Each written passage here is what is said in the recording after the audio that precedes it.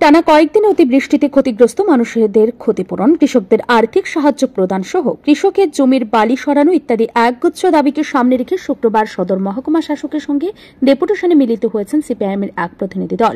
এই ডেপুটেশনে নেতৃত্ব দিয়েছেন দলের সদর মহকুমা কমিটির সম্পাদক অমল চক্রবর্তী। তিনি মহকুমা শাসকের কাছে ডেপুটেশন শেষে সাংবাদিকদের মুখোমুখি হয়ে বলেন, গত 29 থেকে 31 মে 3 দিনের টানা বর্ষণে রাজ্যের সব মহকুমাতেই জল জমে যায়।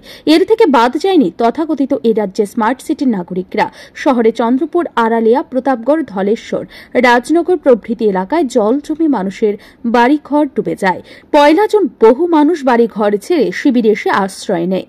শিবিরে তাদেরকে প্রশাসনের তরফে যতটুকু সাহায্য প্রদানের কথা তা প্রদান করা হয়নি বলে অভিযোগ করেন অমল চক্রবর্তী। তিনি বলেন, শিবিরগুলিতে শিশুদেরকে খাবার তেমন একটা দেওয়া হয়নি। বিশেষ করে 31 মে রাতে যারা শিবিরে আশ্রয় নিয়েছেন তাদেরকে খাবার দেওয়া হয়নি।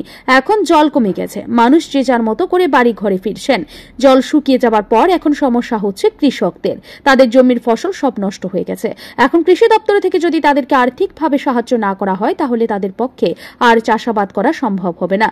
এই বিষয়ে মহকুমা প্রশাসনের হস্তক্ষেপ চাইতেই ডেপুটেশনে মিলিত হয়েছেন। আমরা সিপিআইএম এর সদর মহকুমা কমিটির পক্ষে আমাদের 6 জনের এক প্রতিনিধি দল, আপনারা দেখছেন আমাদের প্রতিনিধি দলের সদস্যরা এখানে আছেন। এই প্রতিনিধিদের নিয়ে আমরা সদর মহকুমা শাসকের সাথে মিলিত হয়েছিলাম। মিলিত হওয়ার মূল কারণ হচ্ছে এটাই, আপনারা জানেন গত 29, 30, 31 এবং সর্বোপরি 31 তারিখ রাত্রিবেলার যে 1-1.5 ঘন্টার বৃষ্টি, তাতে আগরতলা শহর জলের তলায় চলে যায়।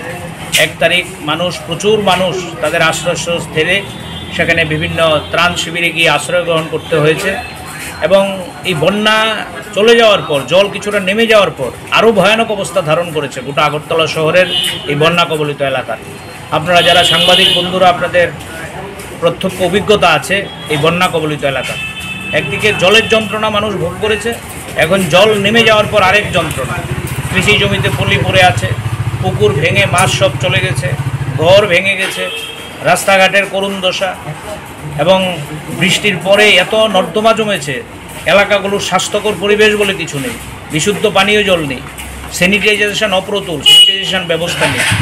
তা আমরা এই যে ঘটনাগুলো, মানুষের দুর্দশা দেখে আমরা জানেন আপনারা, আমরা 31 তারিখ রাত্রেবেলা থেকেই সিপিআইএম মানুষের পাশে থেকে বিভিন্ন বন্যা কবলিত স্থান থেকে মানুষকে উদ্ধার করার চেষ্টা করেছি আমাদের সাধ্যমতো। তাদের কাছে ত্রাণ সামগ্রী পৌঁছে দেওয়ার চেষ্টা করেছি, তাদের সমস্যাগুলো সরকারি বিভিন্ন কর্তৃপক্ষের কাছে তুলে ধরার চেষ্টা করেছি। তবে সদর মহকুমা শাসক প্রতিনিধিদের দাবিগুলির যৌক্তিকতা স্বীকার করলেও দাবি পূরণের বিষয়ে তিনি আশ্বাস দিলেন না। ব্যুরো রিপোর্ট, ঋদ্ধি নেটওয়ার্ক।